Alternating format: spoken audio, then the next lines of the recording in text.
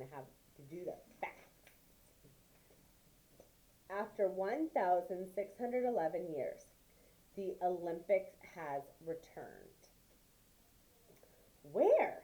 To Greece, of course, where the first Olympics began centuries ago. In 1896, a Frenchman named Baron Pierre de Coubertin organized the first modern day Olympics. Many had tried before him, but he was the first to succeed.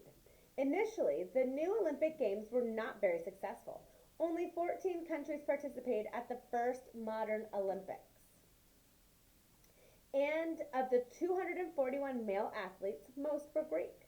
So, of course, Greece won most of the medals, 10 gold, 17 silver, and 19 bronze. But Coubertin did not get discouraged. He continued trying to persuade the athletes of the world to compete in the new games. He decided that the Olympics should be held every 4 years, like it had been in ancient Greece. However, Coubertin also decided that each time they should be held in a different country. He did this to reinforce the idea of peace and brotherhood among nations. A real super duper athlete. Look at the mustache. Yes.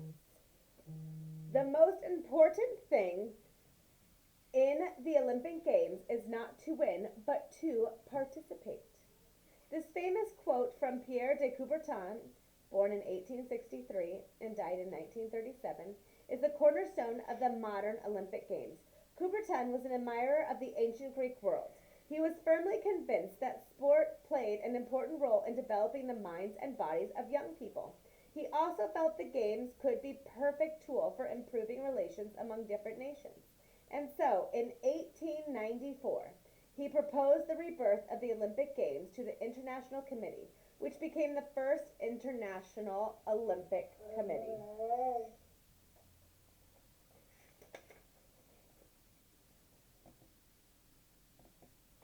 Coubertin was named honorary president of the Olympic Games. According to his wishes, his heart was buried in Olympia, Greece, and the monument commemorating the revival of the Olympic Games. That's a fun fact. And so, with only a few interruptions, the Olympic Games have continued to this day. Surely Coubertin would have been very pleased with his accomplishments. In 1896, only 14 countries participated in Greece, and in 1948, after World War II, only 59 countries participated in London. But by 2004 in Athens, 201 countries, 10,625 athletes competed in 301 events. Many things have changed since the early Olympics. For example, at the Paris Games in 1900, all the swimming competition took place in the I can't remember how to say it. Seine River, with the currents always in the swimmer's favor. Today, of course, all the swimming competitions are held in special Olympic-sized pools. At the same Olympics in Paris in 1900, winners were awarded umbrellas and books as their prizes, despite what Coubertin had requested be given as awards: a medal, a certificate, and a laurel branch in remembrance of the ancient games. The oath.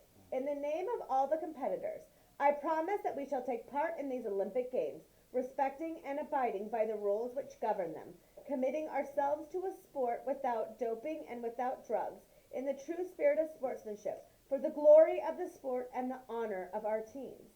The Olympic oath is taken by each athlete at the opening ceremonies of every Games to emphasize a spirit that should be present during every competition. So it is to be good and to make sure that you are honest and a really good competitor. Win like a champion and lose like a champion.